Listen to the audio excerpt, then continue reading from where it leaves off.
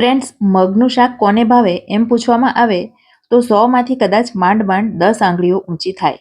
પણ પાઉંભાજી કોને ભાવે એમ પૂછવામાં આવે તો 100માંથી 90 આંગળી તો ઊંચી થાય જ. હું આવું એટલા માટે કહું છું કે આજે જે પાઉંભાજી આપણે બનાવવાના છીએ એમાં આપણે શાકભાજીની સાથે સાથે ઘણા બધા ફણગાવેલા મગનો ઉપયોગ કરીશું. એટલે ખૂબ જ ટેસ્ટી અને હેલ્ધી પાઉંભાજી તૈયાર થશે. ફ્રેન્ડ્સ, હું આવા અવનવા વિડીયો તમારા માટે હંમેશા લાવતી રહું છું. તો જેમણે મારી ચેનલને હજી સુધી સબસ્ક્રાઇબ નથી કરી એમને વિનંતી છે કે જલ્દીથી સબસ્ક્રાઇબ કરી દેજો. તો પાઉંભાજી બનાવતા પહેલાં આપણે થોડી તૈયારીઓ કરી લઈએ. તો એના માટે મેં એક આખી કળી લસણની મિક્સર જારમાં લઈ લીધી છે અને એમાં થોડું પાણી ઉમેરી એની પાતળી પેસ્ટ બનાવી લેવાની છે. તો એ તૈયાર થઈ જાય એટલે અત્યારે એને સાઈડ પર રાખીએ. અને હા, જો તમે લસણ ન ખાતા હો તો લસણ નહીં લેવાનું. હવે આ પાઉંભાજી આપણે કુકરમાં બનાવવાના છીએ. તો એના માટે કુકરમાં મેં 3થી 4 ટેબલસ્પૂન જેટલું તેલ લઈ લીધું છે. તમારે હેલ્ધી પાઉંભાજી કરવી હોય તો આના કરતાં ઓછું તેલ પણ લઈ શકાય. હવે અહીં મેં 3 કાંદાને મીડિયમ સાઇઝના ટુકડામાં કટ કરી લીધા છે અને એ એમાં ઉમેરી દઈશું. અને જો તમે કાંદા ન ખાતા હો તો નહીં લેવાના.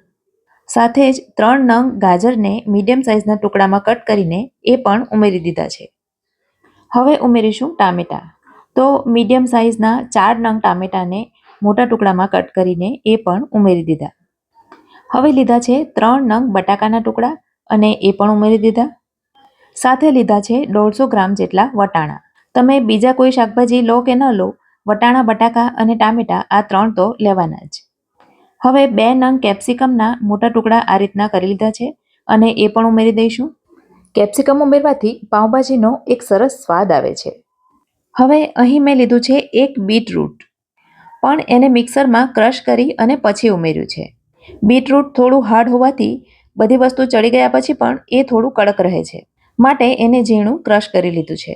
અને બીટરૂટ ઉમેરવાથી પાઉંભાજી એકદમ હેલ્ધી તો બને જ છે, પણ સાથે સાથે એમાં કલર કે કાશ્મીરી મરચું ઉમેરવાની જરૂર નથી પડતી. હવે ઉમેરીશું આજની રેસીપીનો હીરો, એટલે કે ફણગાવેલા મગ. અહીં આગલા દિવસે મેં 1 વાડકી મગને પલાળી અને ફણગા થવા માટે મૂકી દીધા હતા. હવે ખાસ ધ્યાન એ વાતનું રાખવાનું છે કે મગના ફણગા વધારે પડતા ન હોવા જોઈએ. જો વધારે પડતા લાંબા મગના ફણગા હશે તો ભાજીમાં એ સારી રીતે મિક્સ નહીં થાય અને પાઉંભાજી બની ગયા પછી છેલ્લે સુધી એના લાંબા લાંબા સફેદ ભાગ દેખાયા કરે છે. અને આ સિવાય તમારે બીજા કોઈ શાકભાજી અંદર ઉમેરવા હોય તો એ પણ ઉમેરી શકો છો. અને અહીં આપણે જે શાકભાજી ઉમેર્યા છે એની ક્વોન્ટિટી પણ વધતી ઓછી કરી શકો છો. આટલું થાય એટલે એકવાર બધું સરસ રીતે મિક્સ કરી લેવાનું. બીટરૂટ ઉમેર્યું છે એના કારણે અત્યારથી જ શાકભાજીનો રંગ કેટલો સરસ થઈ ગયો છે. હવે જે લસણની પેસ્ટ આપણે બનાવીને રાખી છે એમાંથી 2 થી 3 ચમચી જેટલી પેસ્ટ રહેવા દઈ બાકીની પેસ્ટ આપણે શાકભાજીમાં ઉમેરી દેવાની. ફરી પાછી કહું છું કે જો તમે લસણ ન ખાતા હો તો લસણ નહીં ઉમેરતા. હવે સ્વાદ અનુસાર મીઠું ઉમેરી દેવાનું. તો 1 ટીસ્પૂન ભરીને મેં મીઠું ઉમેર્યું છે. 1 ટીસ્પૂન ઉમેર્યું છે તીખું લાલ મરચું. અહીં તમે તીખાશ તમારી જરૂરિયાત પ્રમાણે વધતી ઓછી કરી શકો છો. અને હવે ઉમેરીશું પાઉંભાજી મસાલો. તો આ ઘરે બનાવેલો પાઉંભાજી મસાલો છે. ઘરે પાઉંભાજી મસાલો કઈ રીતે બનાવવો એની રેસીપી પણ મેં અપલોડ કરી છે. લિંક મેં ડિસ્ક્રિપ્શનમાં આપી દીધી છે. તો 2 મોટી ચમચી ભરીને લગભગ 3 ટેબલસ્પૂન જેટલો પાઉંભાજી મસાલો મેં અત્યારે ઉમેર્યો છે. હવે ફરી પાછું બધું મસાલા સાથે મિક્સ કરી દઈશું અને ખુલ્લા કુકરમાં ધીમા તાપે લગભગ 5 મિનિટ સુધી આ રીતે થવા દઈશું. અને વચ્ચે વચ્ચે હલાવતા તો રહેવાનું જ. તો 4-5 મિનિટ થઈ છે અને તમે જોઈ શકો છો શાકભાજીમાંથી પાણી છૂટું પડવા માંડ્યું છે. તો હવે આપણે એમાં પાણી ઉમેરીને ગેસ બંધ કરવાનો છે. તો અહીં મેં ગરમ પાણી લીધું છે. ગરમ પાણી ઉમેરવાથી પાઉંભાજીનું ટેક્સચર સરસ આવે છે. તો અહીં મેં 2 કપ જેટલું ગરમ પાણી ઉમેર્યું છે. અથવા તો શાકભાજી ડૂબ્યા પછી થોડું ઉપર રહે એટલું પાણી ઉમેરવાનું. ત્યાર પછી કુકર બંધ કરી દેવાનું અને મીડિયમ આંચ પર 3 થી 4 વિસલ વગાડી દેવાની.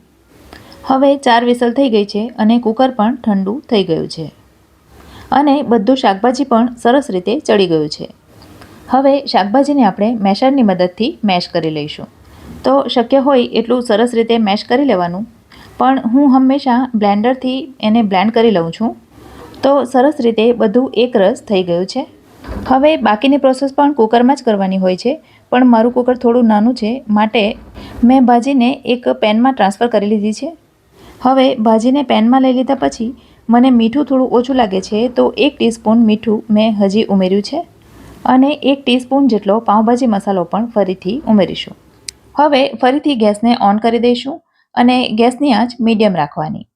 હવે પાઉંભાજી જો તમને ઘટ્ટ લાગતી હોય તો આ સમયે ગરમ પાણી ફરીથી ઉમેરીને એની કન્સિસ્ટન્સી સેટ કરી શકાય છે. તો અહીં મેં અડધા કપ જેટલું ગરમ પાણી ઉમેર્યું છે. હવે ભાજીને કવર કરી દઈશું અને ગેસની આંચ ધીમી કરી દઈશું અને 5 મિનિટ સુધી એને થવા દઈશું. અને આ 5 મિનિટ દરમિયાન ભાજીને વચ્ચે વચ્ચે હલાવી લેવાની. તો હવે ગેસને કરી દઈશું બંધ અને એક આખા લીંબુનો રસ અત્યારે ઉમેરી દઈશું.